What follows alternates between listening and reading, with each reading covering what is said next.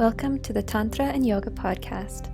These podcasts are recorded live at Anutara Ashram with Artemis and Bhairav in the Nishka Nation of northern BC, Canada. They bring clarity to some of the fundamental questions by spiritual seekers along the path of awakening.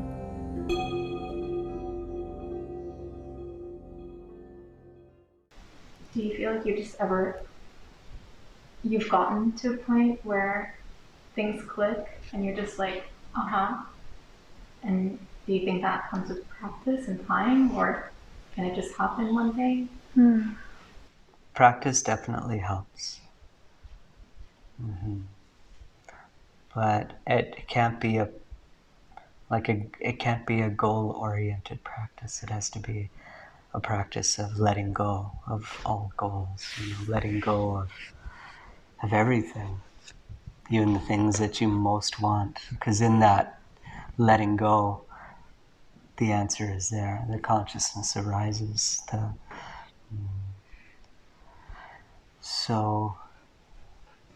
But practice definitely helps. Having a time every day to be able to, because our lives are so busy.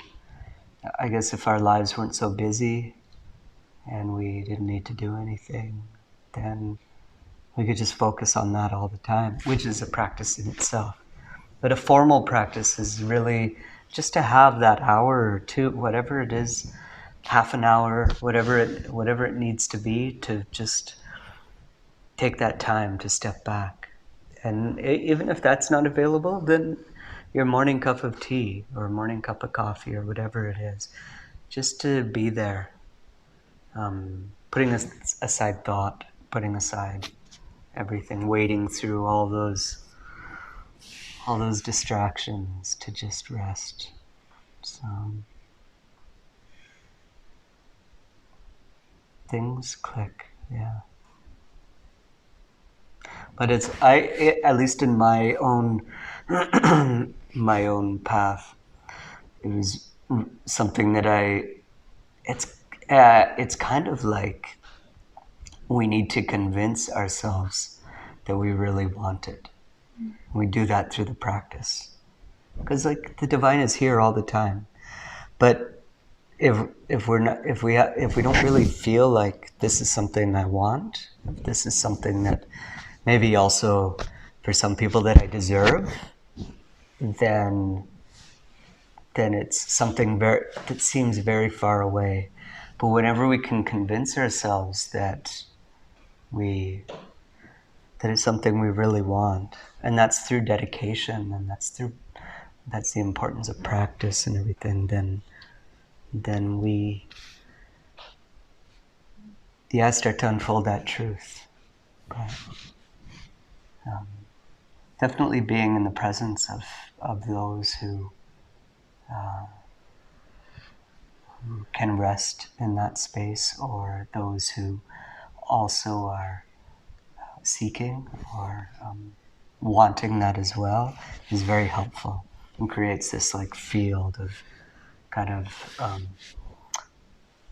what's even I think in the New Testament, Jesus says, I will come if two or more people pray in my name, which we could translate that meaning that on one's own it's okay, but if there's more than just one who are moving towards, I don't like to say goal, but who want that same thing of awareness and consciousness and absolute freedom, then it really starts this snowball effect on people and allows us to awaken, rapidly compared to just doing it on one's own.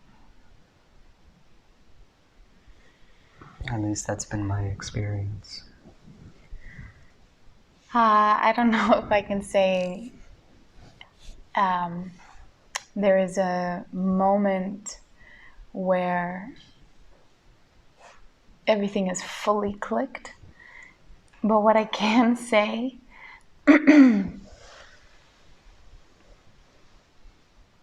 is it's very obvious that as long as I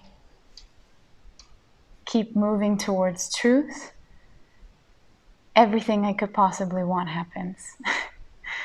And it starts to become like,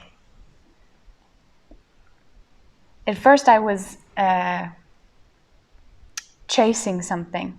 Actually, I shouldn't say I've always, but at a certain point, it became undoubtable that nothing in life would fulfill me the way that God, or knowing my true self, or finding internal peace, whatever we want to call it, nothing would fulfill me with the way that would fulfill me. And that, trying to find the best job, the best partner, the best place to live, the best place to travel, are all distractions from that thing that is the ultimate happiness. So there was a point where that became very clear. But what I didn't expect, there was a part of me that felt like I would need to give up the world to know that. But what I didn't expect is that as I would run towards that and dissolve more and more into it, that life would just shower me with all of these blessings. It to the point that, we've said it to each other before, that it's like, the life is so good. Life is so good. And even when troubles come now, it's obvious that it's another gift. It's clearly a gift. So I don't know if I can say that means that everything's clicking. I still get in my head and things are still chaotic up here, but at the same time, it's like that saying, I was speaking earlier with someone about this, you take one step towards God and they take 10 towards you. And so it's this continuous, somewhere I was like running with my eyes closed, like, I will find you, and then suddenly it's like, oh my goodness, I don't deserve all that you're giving me, and it just keeps flowing. And at the same, I don't know if that helps to explain, but it's clearly God that's making that happen, or the universe, or consciousness. It's clearly that. And none of this would have been possible if I'd been busy chasing a book, the perfect husband, beautiful place to live. I would have been out looking for those things, missing the thing that will make all of that happen. And so it's like all of these things that I could have been chasing are a beautiful byproduct of dissolving into myself. Mm-hmm. I'm going to quote the Bible again. Sorry, it's turning into Bible class, but seek ye first the kingdom of heaven and all else shall be added unto you. Kind of this idea that, translated into maybe yogic or tantric terms, just put the universe first, put spirituality first, put consciousness and awareness first, and everything else comes, like life flows. We don't need to struggle if we put the other first. The first thing we do in the morning, we get up and we meditate, and we put that first always. And not only we put that first in our day and then that's it, but that is kind of that's on our altar, on our astral or imaginative altar, the metaphysical altar, this, whatever we want to call it, this altar that is greater than I, so greater. Or than anything else. Yeah. It's the only thing that matters. Mm-hmm. Yeah.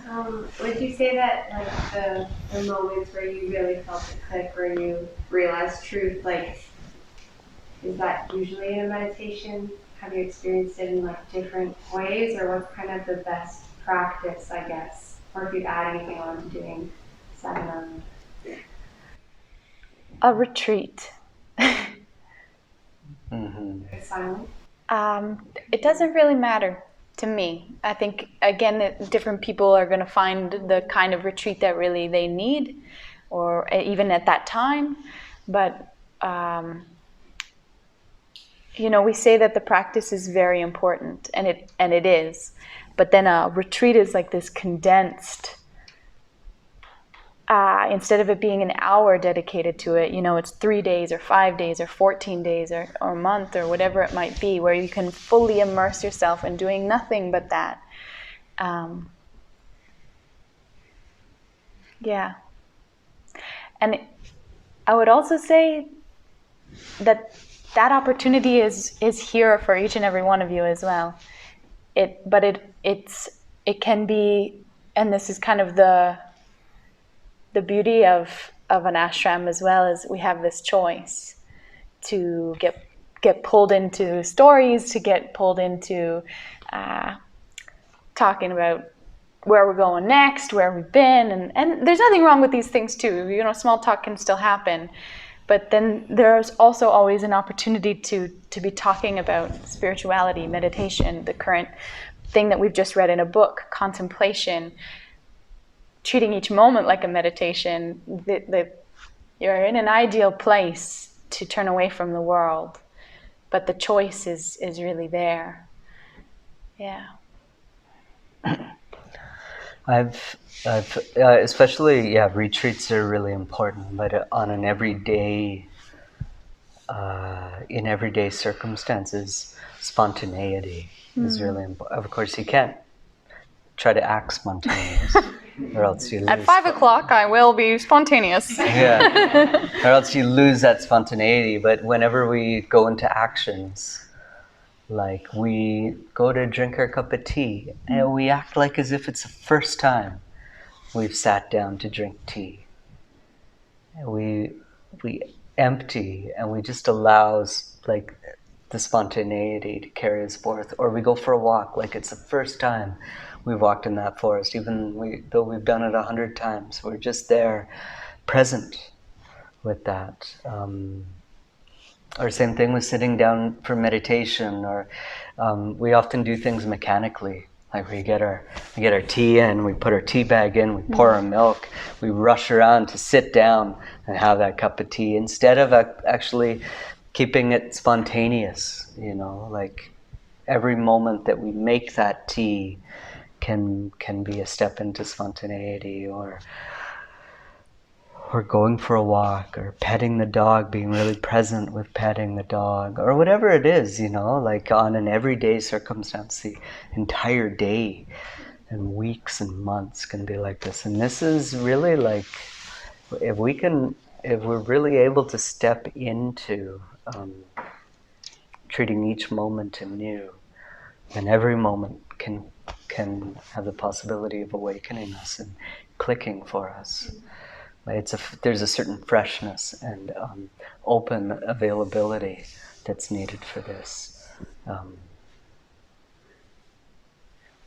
And I feel like this is the true meaning behind mindfulness. Many people treat mindfulness meditation like my hand is now moving, and then it's laying down, and that, like every like you're trying to absorb every moment, like it's too focused, it's not spontaneous. Same thing when we go to do yoga. And I know from my own experience through doing so many years of yoga, it becomes mechanical. You've got like your practice that you do, and then like first you do the warming exercises, and then you touch your toes, but it's so mechanical, and your mind is just off, instead of really coming into the body, really feeling it, really being present with what emotions flow through, because every moment is different. So allowing that to happen, allowing that to flow. If you found this podcast helpful, be sure to follow and turn on notifications to be the first to know when new episodes are released. To embody philosophy through practice, join our Sangha membership to access a wide range of Tantra and Yoga classes and community. Hari Om.